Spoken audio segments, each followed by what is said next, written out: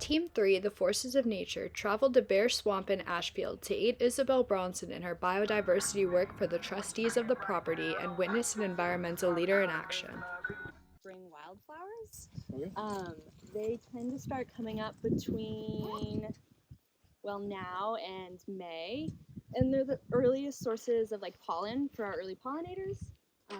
So they're pretty cute little tiny flowers. Exciting! Like a little treasure hunt. So we have iNaturalist to start documenting them, and this is all part of a larger project that I'm working on to map biodiversity across our property. So biodiversity is critical for ecosystem function and resilience, and so on our properties we're trying to see what species do we have, and is climate change or invasive species presence going to alter plant compositions or animal compositions. So the early pollinators allow the spring ephemerals to reproduce, and the pollen of these spring ephemerals feed our pollinators. Or native spring wildflowers are so important for our early pollinators because there's a correct ratio of protein to fats, lipids, in the pollen itself to feed larvae.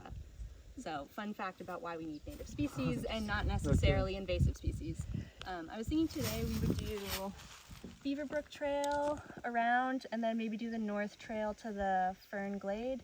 And then if we have time and you guys want to, we can either go to either of these orchard views to kind of look out over the valley. But cool. Oh yeah. I just took a group of students out who thought beavers were carnivores, so you just have to check. Never know. Can I ask how you got involved with the organization? Yeah, so I am a land stewardship coordinator, a TerraCorps land stewardship coordinator. TerraCorps is actually an offshoot of AmeriCorps. I ended up here because after I graduated, I was really interested in farming, doing hand-scale regenerative agriculture to kind of figure out how we can heal our planet but still grow food.